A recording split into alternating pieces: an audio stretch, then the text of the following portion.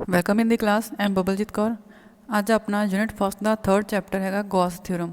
ਤਾਂ ਹੁਣ ਇਹਦਾ ਆਪਾਂ ਫਸਟ ਟੌਪਿਕ ਆ ਏਰੀਆ ਵੈਕਟਰ ਆ ਮੈਥਮੈਟੀਕਲ ਨੋਟ। ਤਾਂ ਹੁਣ ਇਹਦੇ ਵਿੱਚ ਆਪਣੇ ਕੋਲ ਕੀ ਦੱਸਿਆ ਹੋਇਆ ਕਿ ਜਦੋਂ ਕੋਈ ਵੀ ਆਪਣੇ ਸਰਫੇਸ ਦਿੱਤਾ ਹੋਇਆ ਤਾਂ ਉਸ ਸਰਫੇਸ ਦੇ ਉੱਪਰ ਆਪਾਂ ਏਰੀਆ ਵੈਕਟਰ ਕਿਵੇਂ ਸ਼ੋਅ ਕਰਨਾ, ਕਿਵੇਂ ਰਿਪਰਜੈਂਟ ਕਰਨਾ ਹੈ। ਤਾਂ ਹੁਣ ਆਪਾਂ ਇਹਦੇ ਵਿੱਚ ਇੱਕ ਐਗਜ਼ਾਮਪਲ ਨਾਲ ਦੇਖ ਸਕਦੇ ਹਾਂ ਕਿ ਜੇ ਆਪਣੇ ਕੋਲ ਕੋਈ ਵੀ ਇੱਕ ਪਾਈਪ ਦਿੱਤੀ ਹੋਈ ਹੈ ਜਾਂ ਜਿਹਦੇ ਵਿੱਚ ਦੀ ਪਾਣੀ ਫਲੋ ਹੋ ਰਿਹਾ ਤਾਂ ਉਹਦੇ ਉੱਪਰ ਜੇ ਆਪਾਂ ਇੱਕ ਰਿੰਗ ਰੱਖ ਦਈਏ, ਜਾਂ ਤੁਸੀਂ ਐਗਜ਼ਾਮਪਲ ਦੇਖ ਸਕਦੇ ਹੋ ਕਿ ਰਿੰਗ ਦੀ ਹੋ ਗਈ, ਜਾਂ ਆਪਾਂ ਬਾਂਹ ਵਿੱਚ ਕੜਾ ਪਾਇਆ ਹੋਇਆ ਤਾਂ ਉਹਦੇ ਨਾਲ ਵੀ ਤੁਸੀਂ ਇਹਨੂੰ ਕੰਪੇਅਰ ਕਰ ਸਕਦੇ ਹੋ।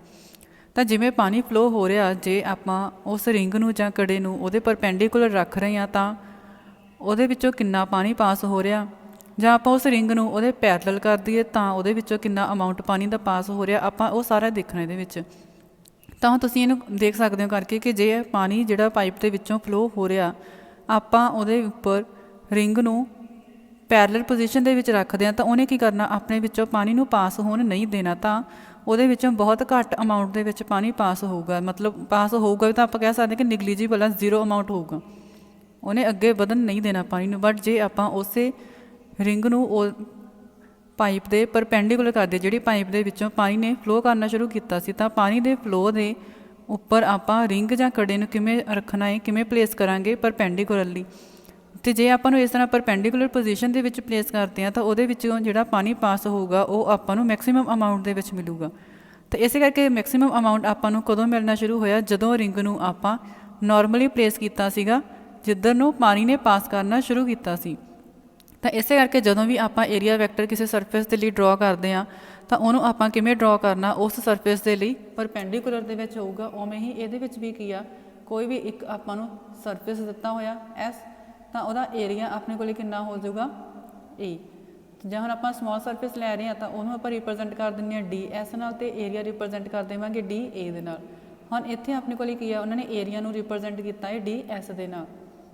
ਤਾਂ ਇਸੇ ਕਰਕੇ ਜੇ ਆਪਾਂ ਇਸ ਸਰਫੇਸ ਦੇ ਲਈ ਏਰੀਆ ਵੈਕਟਰ ਨੂੰ ਸ਼ੋਅ ਕਰਨਾ ਚਾਹੁੰਦੇ ਹਾਂ ਜਾਂ ਆਪਾਂ ਪ੍ਰੋਡਿਊਸ ਕਰਵਾ ਰਹੇ ਹਾਂ ਤਾਂ ਏਰੀਆ ਵੈਕਟਰ ਵੀ ਇਸ ਸਰਫੇਸ ਦੇ ਲਈ ਕੀ ਹੋਊਗਾ, ਪਰਪੈਂਡੀਕੂਲਰ ਹੀ ਐਕਟ ਕਰੂਗਾ। ਐਨ ਕੈਪ ਆਪਣੇ ਕੋਲ ਕੀ ਹੈ, ਯੂਨਿਟ ਵੈਕਟਰ। ਯੂਨਿਟ ਵੈਕਟਰ ਆਪਾਂ ਨੂੰ ਕੀ ਦੱਸਦਾ ਹੁੰਦਾ ਹਮੇਸ਼ਾ ਹੀ, ਡਾਇਰੈਕਸ਼ਨ, ਕਿ ਇੱਥੇ ਆਪਾਂ ਏਰੀਆ ਵੈਕਟਰ ਦੀ ਗੱਲ ਕੀਤੀ ਆ। ਤਾਂ ਏਰੀਆ ਵੈਕਟਰ ਆਪਣੇ ਕੋਲ ਕਿੰਨਾ ਹੋ ਜਾਊਗਾ, ਡੀ ਐਸ ਵੈਕਟਰ ਕਿਹਦੇ ਇਕੁਅਲ ਹੋ ਗਿਆ, ਡੀ ਐਸ ਇੰਟੂ ਐਨ ਕੈਪ। ਤਾਂ ਡੀ ਐਸ ਕੀ ਆ ਆਪਣੇ ਕੋਲ ਇੱਥੇ ਏਰੀਆ, ਐਨ ਕੈਪ ਕੀ ਆ ਜਾਊਗਾ, ਯੂਨਿਟ ਵੈਕਟਰ। ਨਹੀਂ ਤਾਂ ਯੂਨਿਟ ਵੈਕਟਰ ਦੀ ਡੈਫੀਨੇਸ਼ਨ ਆਪਣੇ ਕੋਲ ਕੀ ਸੀ, R cap is equal to R vector upon R vector ਦਾ ਮੈਗਨੀਟਿਊਡ। ਫਿਰ ਲਿਖ ਸਕਦੇ ਹਾਂ ਆਰ ਵੈਕਟਰ ਅਪੋਨ ਆਰ ਦਾ ਮੈਗਨੀਟਿਊਡ ਵੀ ਆਪਾਂ ਇਕੱਲਾ ਆਰ ਨਾਲ ਰਿਪਰਜੈਂਟ ਕਰ ਸਕਦੇ ਹਾਂ। ਤਾਂ ਇੱਥੋਂ ਇਕੁਏਸ਼ਨ ਕੀ ਬਣ ਜੂਗੀ, R vector into R cap. ਹੁਣ ਨੈਕਸਟ ਹੁਣ ਆਪਣੇ ਕੋਲ ਕੀ ਆ, ਇਲੈਕਟ੍ਰਿਕਲ ਫਲਕਸ। ਹਾਂ, ਜੇ ਕੋਈ ਵੀ ਆਪਾਂ ਨੂੰ ਸਰਫੇਸ ਦਿੱਤਾ ਹੋਇਆ ਤਾਂ ਆਪਾਂ ਦੇਖਣਾ ਕਿ ਉਹਦੇ ਵਿੱਚੋਂ ਕਿੰਨੀਆਂ total number of electric lines of force, ਕਿ ਕਿੰਨੀਆਂ ਲਾਈਨਸ ਉਹਦੇ ਵਿੱਚੋਂ ਪਾਸ ਹੋ ਰਹੀਆਂ ਨੇ। ਤਾਂ ਉਸ ਸਰਫੇਸ ਦੇ ਵਿੱਚੋਂ ਜਿੰਨੀਆਂ ਨੰਬਰ ਆਫ ਲਾਈਨਸ ਪਾਸ ਕਰਨਗੀਆਂ ਉਹ ਆਪਣੇ ਕੋਲ ਕੀ ਹੋਊਗੀ, ਉਸ ਸਰਫੇਸ ਦੇ ਲਈ ਇਲੈਕਟ੍ਰਿਕ ਫਲਕਸ ਦੀ ਵੈਲਿਊ। ਹੋਰ ਕੰਡੀਸ਼ਨ ਆਪਣੇ ਕੋਲ ਕੀ ਹੋਊਗੀ ਕਿ ਜਿਹੜੀਆਂ ਇਲੈਕਟ੍ਰਿਕ ਲਾਈਨਸ ਆਫ ਫੋਰਸ ਉਸ ਸਰਫੇਸ ਦੇ ਵਿੱਚੋਂ ਪਾਸ ਕਰ ਰਹੀਆਂ ਨੇ ਜਾਂ ਕ੍ਰੋਸ ਕਰ ਰਹੀਆਂ ਨੇ, ਉਹ ਹਮੇਸ਼ਾ ਹੀ ਉਸ ਸਰਫੇਸ ਦੇ ਉੱਪਰ ਕਿਵੇਂ ਐਕਟ ਕਰਨਗੀਆਂ, ਨੋਰਮਲੀ ਐਕਟ ਕਰਨਗੀਆਂ। ਜਿਵੇਂ ਆਪਾਂ ਪਿਛਲੇ ਆਰਟੀਕਲ 'ਚ ਕਿਹਾ ਸੀਗਾ ਕਿ ਏਰੀਆ ਵੈਕਟਰ ਹਮੇਸ਼ਾ ਹੀ ਕਿਵੇਂ ਐਕਟ ਕਰੂਗਾ, ਨੋਰਮਲ 90 ਡਿਗਰੀ ਦੇ ਐਂਗਲ ਦੇ ਨਾਲ। ਹੁਣ ਉਵੇਂ ਹੀ ਆਪਣੇ ਕੋਲ ਕੀ ਆ, ਇੱਥੇ ਈ ਆਪਣੇ ਕੋਲ ਕੀ ਰਿਪਰਜੈਂਟ ਕਰ ਰਹੀ ਆ, ਇਲੈਕਟ੍ਰਿਕ ਫੀਲਡ। ਤਾਂ ਨੈਕਸਟ ਹੁਣ ਆਪਾਂ ਕੀ ਕਹਿਣਾ ਕਿ ਇਲੈਕਟ੍ਰਿਕ ਫੀਲਡ ਦੇ ਵਿੱਚ ਆਪਾਂ ਕੋਈ ਵੀ ਇੱਕ ਸਰਫੇਸ ਰੱਖਿਆ ਹੋਇਆ, ਪਲੇਸ ਕੀਤਾ ਹੋਇਆ, ਤਾਂ ਸਰਫੇਸ ਆਪਣੇ ਕੋਲ ਕੀ ਆ, ਸਾਰਾ ਐਸਾ, ਇਹਦੀ ਕੀ ਆ, ਆਰਬਿਟਰੀ ਸ਼ੇਪ ਆ, ਕੋਈ ਫਿਕਸ ਸ਼ੇਪ ਨਹੀਂ ਹੈਗੀ। ਮੇਨ ਆਪਣੇ ਕੋਲ ਕੀ ਆ, ਸਰਫੇਸ ਕੀ ਆ, ਕਲੋਜ਼ਡ ਹੋਣਾ ਚਾਹੀਦਾ ਹੈ। ਤਾਂ ਇਸ ਸਰਫੇਸ ਦੇ ਲਈ ਆਪਾਂ ਇੱਕ ਸਮੌਲ ਸਰਫੇਸ ਲੈ ਕੇ ਚੱਲਾਂਗੇ, ਤਾਂ ਉਸ ਸਮੌਲ ਸਰਫੇਸ ਨੂੰ ਆਪਾਂ ਕਿਹਦੇ ਨਾਲ ਡਿਨੋਟ ਕਰਾਂਗੇ, ਡੀ ਐਸ ਦੇ ਨਾਲ। ਤਾਂ ਐਸ ਆਪਣੇ ਕੋਲ ਕੀ ਹੈ, ਟੋਟਲ ਸਰਫੇਸ, ਤੇ ਡੀ ਐਸ ਆਪਣੇ ਕੋਲ ਕੀ ਹੈ, ਐਲੀਮੈਂਟਰੀ ਪੋਰਸ਼ਨ ਆ ਉਸ ਸਰਫੇਸ ਦਾ, ਤੇ ਇਹ ਆਪਣੇ ਕੋਲ ਕੀ ਆ, ਇਲੈਕਟ੍ਰਿਕ ਫੀਲਡ। ਤਾਂ ਉਹ ਸਾਰੀਆਂ ਕੀ ਆ, ਇਲੈਕਟ੍ਰਿਕ ਫੀਲਡ ਲਾਈਨਸ ਇਸ ਸਰਫੇਸ ਦੇ ਵਿੱਚੋਂ ਕੀ ਆ, ਪਾਸ ਹੋ ਰਹੀਆਂ ਨੇ। ਤਾਂ ਆਪਾਂ ਹੋਰ ਕੀ ਸਪੋਜ਼ ਕਰਨਾ ਇਹਦੇ ਵਿੱਚ ਕਿ ਡੀ ਐਸ ਆਪਣੇ ਕੋਲ ਕੀ ਹੋਊਗਾ, ਉਸ ਸਰਫੇਸ ਦੇ ਲਈ, ਦਿੱਤੇ ਹੋਏ ਸਰਫੇਸ ਦੇ ਲਈ ਏਰੀਆ ਵੈਕਟਰ। ਹੁਣ ਅਗੇਨ ਆਪਾਂ ਇੱਥੇ ਕੀ ਆ, ਏਰੀਆ ਨੂੰ ਸ਼ੋਅ ਕੀਤਾ ਹੋਇਆ ਡੀ ਐਸ ਦੇ ਨਾਲ, ਤਾਂ ਏਰੀਆ ਵੈਕਟਰ ਵੀ ਕਿਵੇਂ ਆ ਜਾਊਗਾ, ਡੀ ਐਸ ਵੈਕਟਰ, ਕਿਉਂਕਿ ਇੱਥੇ ਵੀ ਆਪਾਂ ਏਰੀਆ ਨੂੰ ਡੀ ਐਸ ਦੇ ਨਾਲ ਸ਼ੋਅ ਕੀਤਾ ਸੀ। ਤੁਸੀਂ ਏਰੀਆ ਨੂੰ ਡੀ ਏ ਦੇ ਨਾਲ ਵੀ ਲਿਖ ਸਕਦੇ ਹੋ। ਹੁਣ ਆਪਣੇ ਕੋਲ ਕੀ ਆ, ਏਰੀਆ ਵੈਕਟਰ ਹਮੇਸ਼ਾ ਹੀ ਸਰਫੇਸ ਦੇ ਕਿਵੇਂ ਐਕਟ ਕਰੂਗਾ, ਲਾਸਟ ਆਰਟੀਕਲ 'ਚ ਆਪਾਂ ਕਿਹਾ ਸੀਗਾ ਕਿ ਪਰਪੈਂਡੀਕੂਲਰਲੀ ਐਕਟ ਕਰਦਾ ਹੈ। ਹੁਣ ਆਪਾਂ ਇਹਦੇ ਵਿੱਚ ਕੀ ਸਪੋਜ਼ ਕਰਦੇ ਹਾਂ ਕਿ ਜਿਹੜਾ ਏਰੀਆ ਐਲੀਮੈਂਟ ਆ D S electric field lines ਦੇ ਨਾਲ ਕੋਈ ਵੀ ਐਂਗਲ ਥੀਟਾ ਬਣਾ ਰਿਹਾ ਹੈ, ਤਾਂ ਆਪਣੇ ਕੋਲੇ ਡੀ ਐਸ ਤੇ ਈ ਦੇ ਵਿੱਚ ਕਿੰਨਾ ਐਂਗਲ ਬਣ ਰਿਹਾ ਹੈ ਥੀਟਾ। ਹੁਣ ਉਵੇਂ ਆਪਾਂ ਸਾਰਾ ਕੁਝ ਥਿਊਰੀ ਦੇ ਵਿੱਚ ਮੈਂਸ਼ਨ ਕਰਨਾ ਹੈ। ਤਾਂ ਹੁਣ ਆਪਣੇ ਕੋਲੇ ਡੀ ਫਾਈ, ਕਿਉਂਕਿ ਆਪਣੇ ਕੋਲ ਐਲੀਮੈਂਟਰੀ ਪੋਰਸ਼ਨ ਦਿੱਤਾ ਹੋਇਆ ਸੀ ਸਰਫੇਸ ਦਾ ਡੀ ਐਸ, ਤਾਂ ਇਹਦੇ ਲਈ ਇਲੈਕਟ੍ਰਿਕ ਫਲਕਸ ਦੀ ਵੈਲਿਊ ਵੀ ਆਪਣੇ ਕੋਲੇ ਕਿੰਨੀ ਆਊਗੀ, ਘੱਟ ਵੈਲਿਊ ਆਊਗੀ, ਸਮੋਲ ਵੈਲਿਊ ਹੋਊਗੀ ਇਲੈਕਟ੍ਰਿਕ ਫਲਕਸ ਦੀ। ਇਲੈਕਟ੍ਰਿਕ ਫਲਕਸ ਨੂੰ ਆਪਾਂ ਰਿਪਰੈਜ਼ੈਂਟ ਕਿਹਦੇ ਨਾਲ ਕਰਦੇ ਹਾਂ, ਫਾਈ ਦੇ ਨਾਲ, ਤਾਂ ਹੀ ਆਪਾਂ ਇੱਥੇ ਲਿਖਿਆ ਹੈ ਡੀ ਫਾਈ, ਮਤਲਬ ਇਲੈਕਟ੍ਰਿਕ ਫਲਕਸ ਦੀ ਵੀ ਛੋਟੀ ਵੈਲਿਊ ਆ ਰਹੀ ਆ। ਤਾਂ ਉਹ ਹੁਣ ਆਪਣੇ ਕੋਲ ਕਿਵੇਂ ਆ ਰਹੀ ਆ, ਈ ਤੇ ਡੀ ਐਸ ਦੇ ਵਿੱਚ ਕਿੰਨਾ ਐਂਗਲ ਬਣ ਰਿਹਾ ਹੈ ਆਪਣੇ ਕੋਲੇ ਥੀਟਾ, ਤਾਂ ਉਹ ਵੈਲਿਊ ਕਿੰਨੀ ਹੋ ਜੂਗੀ ਹੁਣ ਆਪਣੇ ਕੋਲੇ ਈ ਨੋਟ ਡੀ ਐਸ। ਉਹ ਆਪਣੇ ਕੋਲ ਕਿਵੇਂ ਬਣ ਰਿਹਾ ਹੈ ਕਿ ਜੇ ਹੁਣ ਆਪਣੇ ਕੋਲ ਥੀਟਾ ਵੀ ਕੀ ਆ, ਇਲੈਕਟ੍ਰਿਕ ਫੀਲਡ ਵੀ ਇਸ ਡਾਇਰੈਕਸ਼ਨ ਦੇ ਵਿੱਚ ਆ ਤੇ ਥੀਟਾ ਵੀ ਇਸ ਐਕਸਿਸ ਨਾਲ ਬਣ ਰਿਹਾ, ਤਾਂ ਆਪਾਂ ਟ੍ਰਿਗਨੋਮੈਟਰੀ ਦਾ ਕਿਹੜਾ ਕੰਪੋਨੈਂਟ ਲੈ ਲਵਾਂਗੇ, ਕਾਸ ਥੀਟਾ। ਹੋਰ ਨੈਕਸਟ ਹੁਣ ਆਪਣੇ ਕੋਲ ਕੀ ਆ ਕਿ ਜਿਹੜੀ ਇੱਥੇ ਇਲੈਕਟ੍ਰਿਕ ਫੀਲਡ ਲੱਗ ਰਹੀ ਸੀ ਉਹ ਕਿਵੇਂ ਆ, ਨਾਰਮਲੀ ਐਕਟ ਕਰ ਰਹੀ ਆ, ਤਾਂ ਹੀ ਆਪਾਂ ਇਲੈਕਟ੍ਰਿਕ ਫੀਲਡ ਨਾਲ ਕੀ ਲਿਖਾਂਗੇ ਇੱਥੇ, ਉਹਦੇ ਨਾਲ ਆਪਾਂ ਸਬ ਸਕ੍ਰਿਪਟ ਦੇ ਵਿੱਚ ਲਿਖਾਂਗੇ ਐਨ। ਤਾਂ ਡੀ ਫਾਈ ਆਪਣੇ ਕੋਲ ਕਿਹਦੇ ਇਕੁਅਲ ਹੋਗੀ, ਇਲੈਕਟ੍ਰਿਕ ਫੀਲਡ ਦਾ ਨਾਰਮਲ ਕੰਪੋਨੈਂਟ ਕਿਹਦੇ ਨਾਲ ਆ ਰਿਹਾ ਆਪਣੇ ਕੋਲੇ ਡੀ ਐਸ। ਡੀ ਐਸ ਆਪਣੇ ਕੋਲੇ ਕੀ ਸੀਗਾ, area vector, but E N the value ਆਪਣੇ ਕੋਲੇ ਕੀ ਸੀਗੀ, ਈ ਕਾਸ ਥੀਟਾ, ਕਿਉਂਕਿ ਥੀਟਾ ਸੇਮ ਐਕਸਿਸ ਦੇ ਨਾਲ ਬਣ ਰਿਹਾ ਹੈ। ਤਾਂ ਵੈਲਿਊ ਕਿੰਨੀ ਹੋਊਗੀ ਆਪਣੇ ਕੋਲ ਈ ਐਨ ਦੀ, E cos theta into D S, but cos theta ਆਪਣੇ ਕੋਲ ਹਮੇਸ਼ਾ ਕਿਹਦੇ ਵਿੱਚ ਲੱਗਦਾ ਹੁੰਦਾ, ਡਾਟ ਪ੍ਰੋਡਕਟ ਦੇ ਵਿੱਚ। ਤਾਂ ਇਸੇ ਕਰਕੇ ਆਪਾਂ ਇਸ ਇਕੁਏਸ਼ਨ ਨੂੰ ਕਿਵੇਂ ਲਿਖ ਸਕਦੇ ਹਾਂ, ਈ ਡਾਟ ਡੀ ਐਸ। ਤਾਂ ਡੀ ਫਾਈ ਦੀ ਵੈਲਿਊ ਕਿੰਨੀ ਹੋਗੀ, ਈ ਡਾਟ ਡੀ ਐਸ। ਹੁਣ ਨੈਕਸਟ ਟੌਪਿਕ ਆਪਣੇ ਕੋਲ ਇਹਦੇ ਵਿੱਚ ਦੇਖੋ ਕੀ ਆ, ਹੁਣ ਆਪਾਂ ਕਿਸੇ ਐਲੀਮੈਂਟਰੀ ਪੋਰਸ਼ਨ ਲੈ ਕੇ ਚੱਲੇ ਸੀਗੇ ਸਰਫੇਸ ਦਾ, ਤਾਂ ਉਹਦੇ ਲਈ ਆਪਣੇ ਕੋਲੇ ਇਲੈਕਟ੍ਰਿਕ ਫਲਕਸ ਦੀ ਵੈਲਿਊ ਕਿੰਨੀ ਸੀਗੀ, D phi is equal to E dot D S, ਜਿਹੜਾ ਪਿਛਲੀ ਇਕੁਏਸ਼ਨ ਦੇ ਵਿੱਚ ਆਪਾਂ ਡਰਾਈਵ ਕੀਤਾ। ਬਟ ਆਪਾਂ ਜੇ ਟੋਟਲ ਸਰਫੇਸ ਦੇ ਲਈ ਕੈਲਕੂਲੇਟ ਕਰਨਾ ਚਾਹੁੰਦੇ ਹਾਂ ਇਲੈਕਟ੍ਰਿਕ ਫਲਕਸ ਦੀ ਵੈਲਿਊ, ਤਾਂ ਆਪਾਂ ਕੀ ਕਰਦੇ ਹੁੰਦੇ ਆ, ਇੰਟੀਗ੍ਰੇਟ ਕਰ ਦਿੰਦੇ ਹੁੰਦੇ ਆ ਜਿਹੜੀ ਇਕੁਏਸ਼ਨ ਆਪਾਂ ਡਰਾਈਵ ਕਰਕੇ ਆਉਂਦੀ। ਤਾਂ ਹੁਣ ਫਾਈ ਦੀ ਵੈਲਿਊ ਫਿਰ ਆਪਾਂ ਕਿਵੇਂ ਲਿਖ ਸਕਦੇ ਹਾਂ, phi is equal to integration of D phi. ਤਾਂ ਡੀ ਫਾਈ ਦੀ ਵੈਲਿਊ ਆਪਣੇ ਕੋਲ ਕਿੰਨੀ ਆ ਗਈ ਸੀਗੀ, ਈ ਡਾਟ ਡੀ ਐਸ, ਤਾਂ ਉਹਦਾ ਆਪਾਂ ਸਰਫੇਸ ਦਾ ਇੰਟੈਗਰਲ ਕਰ ਦੇਣਾ। ਨੈਕਸਟ ਆਪਣੇ ਕੋਲ ਯੂਨਿਟ, ਇਲੈਕਟ੍ਰਿਕ ਫਲਕਸ ਦੀ ਯੂਨਿਟ ਆਪਣੇ ਕੋਲ ਕਿੰਨੀ ਹੁੰਦੀ ਹੈ, ਨਿਊਟਨ ਮੀਟਰ ਸਕੁਅਰ ਪਰ ਕੂਲਮ, ਇਹ ਵੀ ਤਾਂ ਆਪਾਂ ਯਾਦ ਰੱਖਣੀ ਹੈ ਯੂਨਿਟ। ਨੈਕਸਟ ਹੁਣ ਆਪਣੇ ਕੋਲ ਹੈਗੀ ਆ ਗੌਸ ਥਿਊਰਮ। ਤਾਂ ਗੌਸ ਥਿਊਰਮ ਦੇ ਅਕੋਰਡਿੰਗ ਹੁਣ ਆਪਣੇ ਕੋਲ ਕੀ ਆ, ਜੇ ਕੋਈ ਵੀ ਸਰਫੇਸ ਆ ਆਪਣੇ ਕੋਲੇ, ਤਾਂ ਸਭ ਤੋਂ ਪਹਿਲਾਂ ਤਾਂ ਕੀ ਆ ਕਿ ਉਹ ਸਰਫੇਸ ਆਪਣੇ ਕੋਲੇ ਕਲੋਜ਼ਡ ਹੋਣਾ ਚਾਹੀਦਾ, ਕਿਤੋਂ ਵੀ ਓਪਨ ਨਹੀਂ ਹੋਣਾ ਚਾਹੀਦਾ। ਤਾਂ ਹੁਣ ਜਿਹੜਾ ਵੀ ਸਰਫੇਸ ਕਲੋਜ਼ ਹੋਊਗਾ ਉਹਨੇ ਆਪਣੇ ਅੰਦਰ ਜਿੰਨਾ ਚਾਰਜ ਇਨਕਲੋਜ਼ ਕੀਤਾ ਹੋਇਆ, ਆਪਣੇ ਅੰਦਰ ਜਿਹੜਾ ਚਾਰਜ ਸਾਂਭ ਕੇ ਰੱਖਿਆ ਹੋਇਆ, ਤਾਂ ਆਪਾਂ ਸਪੋਜ਼ ਕਰ ਸਕਦੇ ਹਾਂ ਕਿ ਉਹ ਚਾਰਜ ਕਿੰਨਾ ਹੈ, ਕਿਉਂ ਨਾ ਆਪਾਂ ਰਿਪਰੈਜ਼ੈਂਟ ਕਰ ਸਕਦੇ ਹਾਂ। ਤਾਂ ਇਸ ਤਰ੍ਹਾਂ ਦੇ ਕਲੋਜ਼ਡ ਸਰਫੇਸ ਦੇ ਲਈ ਇਲੈਕਟ੍ਰਿਕ ਫਲਕਸ ਹਮੇਸ਼ਾ ਹੀ ਕਿੰਨੀ ਹੋਊਗੀ, 1/ε0 Times the magnitude of the charge ਇਨਕਲੋਜ਼ਡ, ਕਿ ਉਸ ਸਰਫੇਸ ਦੇ ਅੰਦਰ ਆਪਾਂ ਕਿੰਨਾ ਚਾਰਜ ਇਨਕਲੋਜ਼ ਕੀਤਾ ਹੋਇਆ, ਉਹਦਾ 1/ε0 ਟਾਈਮ। ਤਾਂ ਇਸੇ ਕਰਕੇ ਹੁਣ ਆਪਾਂ ਸਪੋਜ਼ ਕਰਦੇ ਹਾਂ ਕਿ ਆਪਣੇ ਕੋਲ ਕੋਈ ਵੀ ਇੱਕ ਸਰਫੇਸ ਐਸਾ ਦਿੱਤਾ ਹੋਇਆ ਜਿਹਦੇ ਅੰਦਰ ਇਲੈਕਟ੍ਰਿਕ ਚਾਰਜ ਕੀ ਆ, ਕਿਊ ਆਪਾਂ ਪਲੇਸ ਕੀਤਾ ਹੋਇਆ। ਤਾਂ ਗੌਸ ਥਿਊਰਮ ਦੇ ਅਕੋਰਡਿੰਗ ਕੀ ਆ ਕਿ ਇਸ ਤਰ੍ਹਾਂ ਦੇ ਸਰਫੇਸ ਦੇ ਲਈ ਟੋਟਲ ਇਲੈਕਟ੍ਰਿਕ ਫਲਕਸ ਦੀ ਵੈਲਿਊ ਕਿੰਨੀ ਹੋ ਜੂਗੀ, ਇਲੈਕਟ੍ਰਿਕ ਫਲਕਸ ਨੂੰ ਆਪਾਂ ਰਿਪਰੈਜ਼ੈਂਟ ਕਰਨਾ ਫਾਈ ਦੇ ਨਾਲ, ਤਾਂ ਉਸ ਸਰਫੇਸ ਦੇ ਅੰਦਰ ਜਿੰਨਾ ਵੀ ਚਾਰਜ ਇਨਕਲੋਜ਼ ਕੀਤਾ ਹੋਇਆ ਕਿਊ, ਉਹਦਾ 1/ε0 ਟਾਈਮਸ 1/ε0 ਟਾਈਮਸ ਕਿਹਦਾ, ਜਿਹੜਾ ਚਾਰਜ ਉਹਦੇ ਅੰਦਰ ਪਿਆ, ਕਿਊ ਚਾਰਜ ਪਿਆ, ਤਾਂ ਹੀ ਇਕੁਏਸ਼ਨ ਕੀ ਬਣ ਗਈ, Q/ε0। ਇਹ ਆਪਣੇ ਕੋਲ ਕਿੱਥੋਂ ਆ ਗਿਆ, ਗੌਸ ਥਿਊਰਮ ਤੋਂ। ਬਟ ਆਪਾਂ ਉੱਪਰ ਕਿਵੇਂ ਡਰਾਈਵ ਕੀਤਾ ਸੀਗਾ, ਫਾਈ ਕਿਹਦੇ ਇਕੁਅਲ ਆ ਰਿਹਾ ਸੀਗਾ, E dot D S, surface integral ਸੀ। ਬਟ ਹੁਣ ਆਪਾਂ ਇੱਥੇ ਕਿਹਾ ਕਿ ਸਰਫੇਸ ਆਪਣੇ ਕੋਲ ਕੀ ਹੋਣਾ ਚਾਹੀਦਾ ਹੈ, ਕਲੋਜ਼ ਸਰਫੇਸ। ਤਾਂ ਇਸੇ ਕਰਕੇ ਆਪਾਂ ਇੰਟੈਗਰਲ ਦੇ ਸਾਈਨ ਦੇ ਉੱਪਰ ਕਲੋਜ਼ ਦਾ ਸਾਈਨ ਬਣਾਉਣਾ ਹੈ ਕਿ ਜਿਹੜਾ ਸਰਫੇਸ ਆਪਾਂ ਨੂੰ ਦਿੱਤਾ ਹੋਇਆ ਸੀਗਾ ਉਹ ਕਿਵੇਂ ਦਾ ਸਰਫੇਸ ਆ, ਆਪਣੇ ਕੋਲ ਕਲੋਜ਼ਡ ਆ, ਓਪਨ ਹੈਗਾ, ਓਪਨ ਸਰਫੇਸ ਨਹੀਂ ਹੈ। ਤਾਂ ਇਸੇ ਕਰਕੇ ਹੁਣ ਦੋਨੋਂ ਇਕੁਏਸ਼ਨਸ ਦੇ ਵਿੱਚ ਦੇਖੋ, ਇੱਥੇ ਵੀ ਆਪਣੇ ਕੋਲ ਫਾਈ ਆ ਰਿਹਾ, ਇੱਥੇ ਵੀ ਫਾਈ ਆ। ਲੈਫਟ ਹੈਂਡ ਸਾਈਡ ਦੋਨੋਂ ਕੀ ਰਿਪਰੈਜ਼ੈਂਟ ਕਰਦੇ ਨੇ, ਇਲੈਕਟ੍ਰਿਕ ਫਲਕਸ ਦੀ ਵੈਲਿਊ। ਤਾਂ ਹੁਣ ਆਪਣੇ ਕੋਲ ਕੀ ਹੈ, ਜੇ ਲੈਫਟ ਹੈਂਡ ਸਾਈਡ ਇਕੁਅਲ ਆ ਤਾਂ ਰਾਈਟ ਹੈਂਡ ਸਾਈਡ ਵੀ ਇਕੁਅਲ ਹੋ ਜੂਗੀ। ਹੁਣ ਆਪਾਂ ਇਹਨਾਂ ਦੋਨੋਂ ਇਕੁਏਸ਼ਨਸ ਨੂੰ ਕੰਪੇਅਰ ਕਰਕੇ ਲਿਖ ਸਕਦੇ ਹਾਂ ਕਿ ਈ ਡਾਟ ਡੀ ਐਸ ਕਿਹਦੇ ਇਕੁਅਲ ਆ ਜੂਗਾ, Q/ε0। ਈ ਡਾਟ ਡੀ ਐਸ ਦਾ ਆਪਾਂ ਕੀ ਫਾਈਂਡ ਕਰਨਾ ਹੈ, ਸਰਫੇਸ ਦਾ ਇੰਟੈਗਰਲ ਕਲੋਜ਼ਡ ਸਰਫੇਸ ਦੇ ਲਈ। ਹੁਣ ਇਸ ਤੋਂ ਬਾਅਦ ਨੈਕਸਟ ਹੁਣ ਆਪਣੇ ਕੋਲ ਹੈਗਾ ਹੈ to prove Gauss theorem for a spherically symmetric closed surface. हुण इहदे विच देखो अपने कोल क्या कोई भी एक इलैक्ट्रिक चार्ज क्यू दिता होया जिन्हों आपां किया कोई भी सफीयर एस आपां लैके चल सकते हैं, तो सफीयर के ओरिजिन के उपर आपां कोई भी पॉइंट चार्ज प्लेस किया वो कितना चार्ज अपने को क्यू। हुण अपने को की है जो क्यू चार्ज आ पॉजिटिव चार्ज दिता होया तो वो इलैक्ट्रिक फील्ड नूं आपां किवें रिप्रजेंट करांगे इन आउटवर्ड डायरैक्शन, मतलब कि क्यू तो पॉजिटिव चार्ज तो दूर लगूगी बाहर वाल नूं इलैक्ट्रिक फील्ड, तो नैगेटिव चार्ज के लिए किवें हुंदी है इलैक्ट्रिक फील्ड की वैल्यू इनवर्ड चार्ज के वल नूं लगदी है। तो हुण इत्थे अपने को पॉजिटिव चार्ज दिता होया तो ਉਹਦੇ ਲਈ इलैक्ट्रिक फील्ड ਨੂੰ ਆਪਾਂ ਕਿਵੇਂ रिप्रजेंट करांगे आउटवर्ड डायरैक्शन ਦੇ ਵਿੱਚ, ਤੇ ਇਸੇ ਕਰਕੇ ਆਪਣੇ ਕੋਲੇ E ਹੋਗੀ ਉਹਦੇ ਤੋਂ ਬਾਹਰ ਵੱਲ ਨੂੰ ਆਊਟਵਰਡ ਡਾਇਰੈਕਸ਼ਨ ਦੇ ਵਿੱਚ ਆ ਰਹੀ ਹੈ। ਤਾਂ ਆ ਸਾਰਾ ਆਪਣੇ ਕੋਲੇ ਕੀ ਹੋ ਗਿਆ ਇੱਕ ਸਫੀਅਰ ਆ।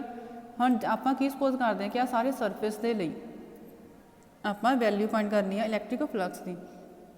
ਤਾਂ ਆਪਾਂ ਕੀ ਕਰਾਂਗੇ ਇਹਦੇ ਲਈ ਕੋਈ ਵੀ ਇੱਕ ਐਲੀਮੈਂਟਰੀ ਪੋਰਸ਼ਨ ਲੈ ਲਵਾਂਗੇ, ਤਾਂ ਉਹ ਐਲੀਮੈਂਟਰੀ ਪੋਰਸ਼ਨ ਆਪਾਂ ਕੀ ਆ ਇਸ ਪੁਆਇੰਟ ਤੇ ਲੈ ਰਹੇ ਹਾਂ P, वो आप किते भी लै सकते हैं, इत्थे P लिख सकते हैं, इधर जिथे मर्जी सफीयर के उपर जिथे भी आप एलीमेंटरी पोर्शन लवांगे तो वो आप इलैक्ट्रिक फील्ड की लाइन आ जिहदे अकॉर्डिंग आपको रिप्रजेंट करना चाहुंदे हैं कि इलैक्ट्रिक फील्ड किहड़ी डायरैक्शन दे विच लग रही है, वो भी अपने को क्या आउटवर्ड डायरैक्शन दे विच ही आऊगी। क्यों आऊगी? क्योंकि अपने को सिर्फ एक चार्ज आ जिहड़ा आप ओरिजिन के उपर प्लेस किया होया, क्योंकि रेडियस की वैल्यू हरेक डायरैक्शन दे विच सेम रहिंदी है, चाहे आप रेडियस में इधर ड्रॉ कर दिए या इधर ड्रॉ कर लो, हरेक दे लई वैल्यू सेम रहनी आ आर दी रेडियस की। तो इसे करके आप एलीमेंटरी पोर्शन P जिथे मर्जी ड्रॉ कर सकते हैं। हुण जे अपने को रेडियस आर की वैल्यू सेम रह रही है, मतलब O तो लैके P तक इत्थे आर की वैल्यू सेम, जे आप इत्थे O लिख के P नूं इत्थे लिख रहे हैं तो भी आर की वैल्यू सेम रह रही है, तो इलैक्ट्रिक फील्ड की वैल्यू भी की हमेशा सेम ही रहूगी, क्योंकि अपने को डिस्टेंस की वैल्यू भी सेम रह रही है। एलीमेंटरी पोर्शन सीगा अपने को सरफेस का, तो वह अपने को कितना हो जाऊगा फिर DS ना शो करांगे। हुण आपां पिछले आर्टिकल च की पढ़िया सीगा कि एरिया वैक्टर है जिहड़ा वो हमेशा ही की करूगा सरफेस के परपेंडिकुलरली एक्ट करूगा। हुण अपने को की सी electric field E outward direction च लग गई, क्योंकि क्यू चार्ज अपने को किसी पॉजिटिव चार्ज के लिए इलैक्ट्रिक फील्ड हमेशा ही आउटवर्ड डायरैक्शन के एक्ट करती है।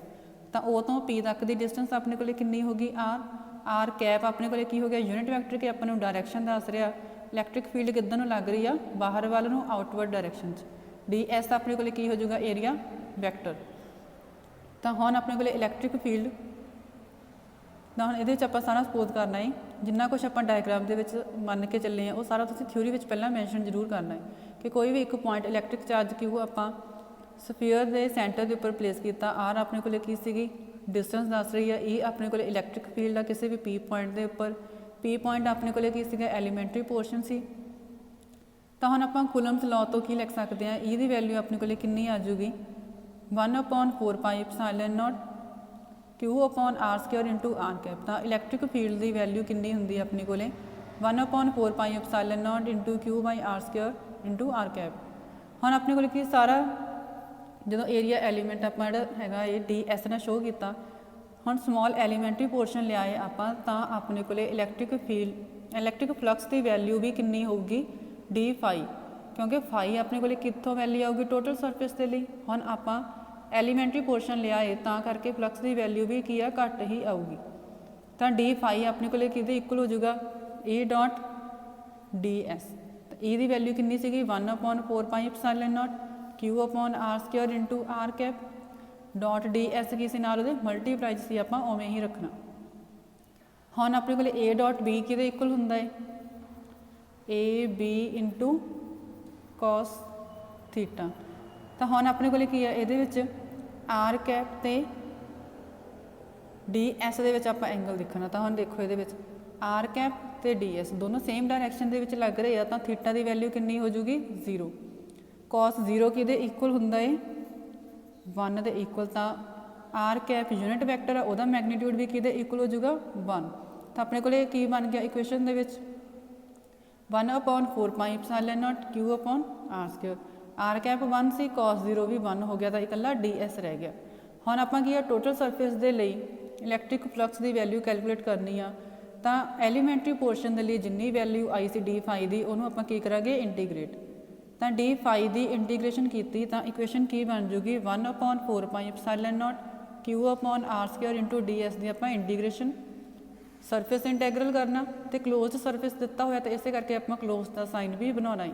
ਹੁਣ ਇਹਦੇ ਵਿੱਚ ਆਪਣੇ ਕੋਲੇ ਕੌਨਸਟੈਂਟ ਕੀ ਆ 1/4 ਪਾਈ ਐਪਸਾਈਲਨ ਨੋਟ ਦੀ ਵੈਲਿਊ ਕੌਨਸਟੈਂਟ, ਜਿਹੜਾ ਚਾਰਜ ਪਲੇਸ ਕੀਤਾ ਸੀ ਕਿਊ ਉਹ ਵੀ ਕੌਨਸਟੈਂਟ, ਆਰ ਦੀ ਵੈਲਿਊ ਰੇਡੀਅਸ ਦੀ ਵੈਲਿਊ ਵੀ ਕੀ ਹੈ ਇਹਦੇ ਵਿੱਚ ਕੌਨਸਟੈਂਟ ਰਹਿ ਰਹੀ ਹੈ, ਇਸੇ ਕਰਕੇ ਆਪਾਂ ਇਹਨੂੰ ਵੀ ਬਾਹਰ ਕੱਢਾਂਗੇ। ਤਾਂ ਸਿਰਫ ਇੰਟੀਗ੍ਰੇਸ਼ਨ ਦੇ ਵਿੱਚ ਕੀ ਰਹਿ ਜਾਊਗਾ ਡੀ ਐਸ। ਹੁਣ ਆਪਣੇ ਕੋਲੇ ਕੀ ਹੈ ਸਰਫੇਸ ਏਰੀਆ ਦੇਖਾਂਗੇ ਸਫੀਅਰ ਦਾ, ਉਹ ਕਿਹਦੇ ਇਕੁਅਲ ਹੁੰਦਾ ਹੈ 4 ਪਾਈ ਆਰ ਸਕੁਅਰ। ਇੱਥੇ ਰੇਡੀਅਸ ਆਪਾਂ ਆਰ ਨਾਲ ਰਿਪਰੈਜ਼ੈਂਟ ਕੀਤਾ ਤਾਂ ਇਸੇ ਕਰਕੇ ਇੱਥੇ ਵੀ ਵੈਲਿਊ ਕਿੰਨੀ ਹੋ ਗਈ ਆਰ। ਤਾਂ ਹੁਣ 4 ਪਾਈ ਆਪਸ ਕੱਟ ਹੋ ਗਏ, ਆਰ ਸਕੁਅਰ ਨਾਲ ਆਰ ਸਕੁਅਰ ਕੱਟ ਹੋ ਗਿਆ ਤਾਂ ਕਿੰਨਾ ਰਹਿ ਗਿਆ ਰਿਲੇਸ਼ਨ ਕਿਊ ਬਾਏ ਐਪਸਾਈਲਨ ਨੋਟ। ਤਾਂ ਇਹੀ ਆਪਣੇ ਕੋਲੇ ਕੀ ਸੀਗਾ ਗੌਸ ਥਿਊਰਮ ਦਾ। ਨੈਕਸਟ ਹੁਣ ਆਪਣੇ ਕੋਲੇ ਕੀ ਹੈਗਾ ਗੌਸੀਅਨ ਸਰਫੇਸ। ਹੁਣ ਪਹਿਲਾਂ ਆਪਣੇ ਕੋਲੇ ਕੀ ਆ ਆਪਾਂ ਕੂਲਮਜ਼ ਲਾਅ ਪੜ੍ਹ ਕੇ ਆਉਂਦਾ ਫਸਟ ਚੈਪਟਰ 'ਚ, ਪ੍ਰਿੰਸੀਪਲ ਆਫ ਸੁਪਰਪੋਜੀਸ਼ਨ ਪੜ੍ਹ ਕੇ ਆਉਂਦਾ ਹੈ। ਤਾਂ ਉਹਨਾਂ ਦੇ ਨਾਲ ਆਪਾਂ ਕੀ ਕਰਦੇ ਸੀਗੇ ਕਿ ਜੇ ਕੋਈ ਵੀ ਸਿੰਪਲ ਕੇਸ ਦਿੱਤਾ ਹੋਇਆ ਤਾਂ ਉਹਨਾਂ ਦੇ ਲਈ ਆਪਾਂ ਇਲੈਕਟ੍ਰਿਕ ਫੀਲਡ ਇੰਟੈਂਸਿਟੀ ਨੂੰ ਆਸਾਨੀ ਦੇ ਨਾਲ ਕੈਲਕੂਲੇਟ ਕਰ ਸਕਦੇ ਸੀ। ਹੁਣ ਨੈਕਸਟ ਫਿਰ ਆਪਾਂ ਕੀ ਗੌਸ ਲਾਅ ਪੜ੍ਹਿਆ ਤਾਂ ਗੌਸ ਲਾਅ ਦੇ ਨਾਲ ਆਪਣੇ ਕੋਲੇ ਕੀ ਸੀ ਜੇ ਆਪਾਂ ਕਿਸੇ ਵੀ ਸਰਫੇਸ ਦੇ ਲਈ ਸਰਫੇਸ ਇੰਟੈਗਰਲ ਦੀ ਵੈਲਿਊ ਕੈਲਕੂਲੇਟ ਕਰ ਲੈਂਦੇ ਆ ਤਾਂ ਆਪਾਂ ਨੂੰ ਕੀ ਆ ਸਰਫੇਸ ਇੰਟੈਗਰਲ ਕੈਲਕੂਲੇਟ ਕਰਨਾ ਈਜ਼ੀ ਹੋ ਜਾਂਦਾ ਸੀਗਾ, ਜਿਹੜਾ ਆਪਾਂ ਨੂੰ ਕੂਲਮਜ਼ ਲਾਅ ਦੇ ਵਿੱਚ ਆਸਾਨੀ ਨਾਲ ਨਹੀਂ ਸੀ ਮਿਲਦਾ। ਤੇ ਇਸੇ ਕਰਕੇ ਆਪਾਂ ਕੀ ਕਰਦੇ ਸੀ ਕਿ ਕੋਈ ਵੀ ਚਾਰਜ ਆਪਾਂ ਨੂੰ ਹੁਣ ਜਿਹੜਾ ਦਿੱਤਾ ਹੋਊਗਾ ਉਹਦੇ ਅਰਾਊਂਡ ਆਪਾਂ ਕੋਈ ਇੱਕ ਸਫੀਅਰ ਡਰਾ ਕਰਦੇ ਆ। ਉਸ ਸਫੀਅਰ ਦੇ ਵਿੱਚ ਆਪਣੇ ਕੋਲ ਕੀ ਆ ਹਰੇਕ ਪੁਆਇੰਟ ਦੇ ਉੱਪਰ ਇਲੈਕਟ੍ਰਿਕ ਫੀਲਡ ਇੰਟੈਂਸਿਟੀ ਦੀ ਵੈਲਿਊ ਸੇਮ ਰਹਿੰਦੀ ਆ। ਤਾਂ ਇਸ ਕਰਕੇ ਤਰ੍ਹਾਂ ਜਿਹੜਾ ਵੀ ਆਪਣੇ ਕੋਲ ਸਰਫੇਸ ਆਉਂਦਾ ਉਹਨੂੰ ਆਪਾਂ ਕੀ ਨਾਮ ਦਿੰਦੇ ਆ ਗੌਸੀਅਨ ਸਰਫੇਸ। ਨੈਕਸਟ ਉਸ ਤੋਂ ਬਾਅਦ ਆਪਣੇ ਕੋਲ ਹੈਗਾ to deduce Coulomb's law from Gauss theorem. ਹੁਣ ਫਿਰ ਆਪਾਂ ਇਹਦੇ 'ਚ ਕੀ ਸਪੋਜ਼ ਕਰਨਾ ਕਿ ਦੋ ਚਾਰਜਸ ਦਿੱਤੇ ਹੋਏ ਨੇ Q1 ਤੇ Q2, ਉਹਨਾਂ ਨੂੰ ਆਪਾਂ ਕਿੱਥੇ ਪਲੇਸ ਕੀਤਾ A ਤੇ B ਪੁਆਇੰਟ ਦੇ ਉੱਪਰ। A ਦੇ ਉੱਪਰ ਆਪਣੇ ਕੋਲ ਕਿਹੜਾ ਚਾਰਜ ਆ Q1, B ਦੇ ਉੱਪਰ ਆਪਣੇ ਕੋਲ ਕਿਹੜਾ ਚਾਰਜ ਆ ਰਿਹਾ ਹੈ Q2। ਦੋਨੋਂ ਚਾਰਜਸ ਨੂੰ ਆਪਾਂ ਕਿੰਨੀ ਡਿਸਟੈਂਸ ਦੇ ਉੱਪਰ ਪਲੇਸ ਕੀਤਾ R ਦੇ ਉੱਪਰ। ਹੁਣ ਆਪਾਂ ਕੀ ਕਰਨਾ ਜਿਹੜੇ ਆਪਾਂ ਨੂੰ ਪੁਆਇੰਟ ਚਾਰਜਸ ਦਿੱਤੇ ਹੋਏ ਨੇ ਉਹਨਾਂ ਦੇ ਅਰਾਊਂਡ ਆਪਾਂ ਇੱਕ ਸਰਫੇਸ ਡਰਾ ਕੀਤਾ। ਹੁਣ ਫਿਰ ਆਪਣੇ ਕੋਲ ਕੀ ਆ ਦੋ ਪੋਜ਼ਿਟਿਵ ਚਾਰਜ ਜੇ ਦਿੱਤੇ ਹੋਏ ਨੇ। ਹੁਣ ਇੱਥੇ ਕੀ ਆਪਾਂ ਪਲੱਸ ਨਾਲ ਸ਼ੋਅ ਕਰ ਰਹੇ ਹਾਂ ਕਿ ਪੋਜ਼ਿਟਿਵ ਪੋਜ਼ਿਟਿਵ ਚਾਰਜਸ ਦਿੱਤੇ ਹੋਏ ਆ। ਤਾਂ Q1 Q2 ਪੋਜ਼ਿਟਿਵ ਹੋਣ ਦੇ ਕਾਰਨ ਜਿਹੜੀ ਇਲੈਕਟ੍ਰਿਕ ਫੀਲਡ ਦੀ ਵੈਲਿਊ ਆਊਗੀ ਉਹ ਆਪਣੇ ਕੋਲ ਕਿਵੇਂ ਆਊਗੀ ਆਊਟਵਰਡ ਡਾਇਰੈਕਸ਼ਨ ਦੇ ਵਿੱਚ। ਤਾਂ ਆਊਟਵਰਡ ਡਾਇਰੈਕਸ਼ਨ ਦੇ ਵਿੱਚ ਆਪਣੇ ਕੋਲ ਕੀ ਆ ਇਲੈਕਟ੍ਰਿਕ ਫੀਲਡ ਨੂੰ ਆਪਾਂ ਰਿਪਰੈਜ਼ੈਂਟ ਕੀਤਾ।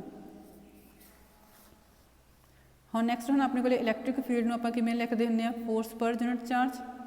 F ਆਪਣੇ ਕੋਲ ਕੀ ਹੁੰਦਾ ਫੋਰਸ ਜਿਹੜਾ ਉਹਨਾਂ ਚਾਰਜਸ ਦੇ ਉੱਪਰ ਲੱਗ ਰਿਹਾ, Q ਹੋ ਗਿਆ ਆਪਣੇ ਕੋਲ ਚਾਰਜ ਜਿਹੜਾ ਪਲੇਸ ਕੀਤਾ। ਤਾਂ ਇੱਥੋਂ F ਦੀ ਵੈਲਿਊ ਆਪਣੇ ਕੋਲ ਕਿੰਨੀ ਆ ਜੂਗੀ Q ਇੰਟੂ E। ਹੁਣ ਆਪਾਂ ਕੀ ਸਪੋਜ਼ ਕਰਦੇ ਹਾਂ ਕਿ E ਆਪਣੇ ਕੋਲ ਕੀ ਆ ਇਲੈਕਟ੍ਰਿਕ ਫੀਲਡ ਦਾ ਮੈਗਨੀਟਿਊਡ ਆ। ਤਾਂ E ਦੀ ਵੈਲਿਊ ਇਲੈਕਟ੍ਰਿਕ ਫੀਲਡ ਆਪਾਂ Q2 ਦੇ ਉੱਪਰ ਦੇਖ ਰਹੇ ਕਿਉਂਕਿ Q2 ਆਪਾਂ ਕਿੱਥੇ ਲਿਆ ਹੋਇਆ ਜਿਹੜਾ ਵੀ ਆਪਾਂ ਐਲੀਮੈਂਟਰੀ ਪੋਰਸ਼ਨ ਲਿਆ ਸੀ ਉੱਥੇ ਉਹ ਕਿੱਥੇ ਆਪਣੇ ਕੋਲ Q2 ਦੇ ਨਾਲ ਲਾਈ ਕਰ ਰਹੇ। ਤਾਂ ਹੀ ਆਪਣੇ ਕੋਲ ਕੀ ਆ ਕਿ Q2 ਪੁਆਇੰਟ ਚਾਰਜ ਨੇ ਕਿੰਨਾ ਫੋਰਸ ਐਕਸਪੀਰੀਅੰਸ ਕੀਤਾ ਜਿੰਨਾ Q1 ਨੇ ਉਹਦੇ ਉੱਪਰ ਲਗਾਇਆ। ਤਾਂ ਇੱਥੋਂ ਆਪਣੇ ਕੋਲ F ਫੋਰਸ ਦੀ ਵੈਲਿਊ ਕਿੰਨੀ ਹੋ ਗਈ Q2 ਇੰਟੂ E। ਤਾਂ ਹੀ ਆਪਾਂ ਇੱਥੇ Q2 ਲਿਖਿਆ ਕਿ Q2 ਚਾਰਜ ਨੇ Q1 ਦੇ ਕਾਰਨ ਕਿੰਨਾ ਫੋਰਸ ਐਕਸਪੀਰੀਅੰਸ ਕੀਤਾ। ਇਹ ਇਕੁਏਸ਼ਨ ਆਪਾਂ ਕਿੱਥੋਂ ਲਿਖੀ ਇਲੈਕਟ੍ਰਿਕ ਫੀਲਡ ਦੀ ਇਕੁਏਸ਼ਨ ਤੋਂ। ਤਾਂ ਹੁਣ ਗੌਸ ਥਿਊਰਮ ਦੇ ਅਕੋਰਡਿੰਗ ਆਪਣੇ ਕੋਲ ਟੋਟਲ ਇਲੈਕਟ੍ਰਿਕ ਫਲਕਸ ਕਿਵੇਂ ਕੈਲਕੂਲੇਟ ਕਰ ਸਕਦੇ ਹਾਂ। ਗੌਸ ਥਿਊਰਮ ਤੋਂ ਆਪਣੇ ਕੋਲ ਕੀ ਸੀਗਾ φ = Q ਬਾਈ ਐਪਸਾਈਲਨ ਨੋਟ। ਇੱਕ ਆਪਾਂ ਕਿਹੜੀ ਫਾਰਮ ਲਿਖੀ ਸੀਗੀ ਸਰਫੇਸ ਇੰਟੈਗਰਲ ਦੀ ਫਾਰਮ। ਤਾਂ ਸਰਫੇਸ ਇੰਟੈਗਰਲ ਨੂੰ ਆਪਾਂ ਬਾਈ ਡੈਫੀਨੇਸ਼ਨ Q ਬਾਈ ਐਪਸਾਈਲਨ ਨੋਟ ਦੇ ਇਕੁਅਲ ਰੱਖਿਆ ਸੀਗਾ। ਉਹ ਇਕੁਏਸ਼ਨ ਆਪਣੇ ਕੋਲ ਕਿੱਥੋਂ ਆਈ ਸੀ E ਡੋਟ ds = Q ਬਾਈ ਐਪਸਾਈਲਨ ਨੋਟ। ਉਹੀ ਇਕੁਏਸ਼ਨ ਆਪਾਂ ਇੱਥੇ ਯੂਜ਼ ਕਰਨੀ ਹੈ। ਤਾਂ ਹੁਣ ਇਹਦੇ ਵਿੱਚ ਆਪਣੇ ਕੋਲ ਦੇਖੋ ਕਿ ਜਿਹੜੀ ਇਲੈਕਟ੍ਰਿਕ ਫੀਲਡ ਦਿੱਤੀ ਹੋਈ ਆ E ਤੇ ds ਦੋਨੋਂ ਕੀ ਸੇਮ ਡਾਇਰੈਕਸ਼ਨ 'ਚ ਆ। ਸੇਮ ਡਾਇਰੈਕਸ਼ਨ ਦੇ ਵਿੱਚ ਹੋਣ ਕਾਰਨ ਐਂਗਲ ਕਿੰਨਾ ਬਣ ਜਾਊਗਾ ਫਿਰ 0 ਡਿਗਰੀ। 0 ਡਿਗਰੀ ਹੋ ਗਿਆ ਤਾਂ ਫਿਰ E ਡੋਟ ds ਕਿਹਦੇ ਇਕੁਅਲ ਹੋ ਜਾਊਗਾ E ds into cos theta. But cos theta ਕਿਹਦੇ ਇਕੁਅਲ ਆ ਥੀਟਾ = 0 ਡਿਗਰੀ। ਤਾਂ cos 0 ਕਿਹਦੇ ਇਕੁਅਲ ਹੋ ਜਾਊਗਾ 1। ਤਾਂ ਹੁਣ ਆਪਣੇ ਕੋਲ ਕੀ ਇੱਥੋਂ ਫਿਰ E ਡੋਟ ds ਆ ਸਾਰਾ ਕਿਹਦੇ ਇਕੁਅਲ ਹੋ ਗਿਆ E ਇੰਟੂ ds ਕਿਹਦੇ ਇਕੁਅਲ ਰਹਿ ਗਿਆ Q1 ਅਪੋਨ ਐਪਸਾਈਲਨ ਨੋਟ। ਹੁਣ ਨੈਕਸਟ ਹੁਣ ਆਪਣੇ ਕੋਲ ਕੀ ਆ ਇਲੈਕਟ੍ਰਿਕ ਫੀਲਡ ਦੀ ਵੈਲਿਊ ਹਰੇਕ ਪੁਆਇੰਟ ਦੇ ਉੱਪਰ ਕੀ ਆ ਕੌਨਸਟੈਂਟ ਰਹਿੰਦੀ ਆ ਜਿਹੜਾ ਆਪਾਂ ਸਫੈਰੀਕਲ ਸਰਫੇਸ ਲਿਆ ਹੋਇਆ ਸੀ। ਤਾਂ ਇੰਟੀਗ੍ਰੇਸ਼ਨ ਦੇ ਵਿੱਚੋਂ ਇਸੇ ਕਰਕੇ ਆਪਾਂ ਇਲੈਕਟ੍ਰਿਕ ਫੀਲਡ ਨੂੰ ਬਾਹਰ ਕੱਢ ਲੈਂਦੇ ਹਾਂ ਤੇ ਇੰਟੀਗ੍ਰੇਸ਼ਨ ਦੇ ਵਿੱਚ ਕੀ ਰਹਿ ਜਾਊਗਾ ਇਕੱਲਾ ds। ਤਾਂ ਸਰਫੇਸ ਏਰੀਆ ਸਫੀਅਰ ਦਾ ਕਿੰਨਾ ਹੋ ਗਿਆ ਫਿਰ 4πr²। ਤਾਂ E × 4πr²।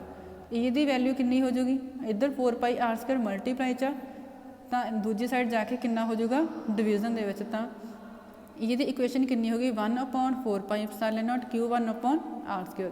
ਇੱਥੋਂ ਜਿੰਨੀ E ਦੀ ਵੈਲਿਊ ਆਪਣੇ ਕੋਲ ਆ ਰਹੀ ਆ ਉਹ ਸਾਰੀ ਆਪਾਂ ਇੱਥੇ ਪੁੱਟ ਕਰ ਦੇਣੀ ਹੈ। ਤਾਂ F ਦੀ ਵੈਲਿਊ ਕਿੰਨੀ ਹੋ ਜਾਊਗੀ ਫਿਰ 1/4πε0 Q1/r²। Q2 ਇਹਦੇ ਨਾਲ ਮਲਟੀਪਲਾਈ ਦੇ ਵਿੱਚ ਪਿਆ ਸੀ। ਤੇ ਇਹ ਮੈਥਮੈਟੀਕਲ ਫਾਰਮ ਆਪਣੇ ਕੋਲ ਕਿਹਦੀ ਹੋ ਜਾਊਗੀ ਕੂਲਮਜ਼ ਲਾਅ ਦੀ। Thank you.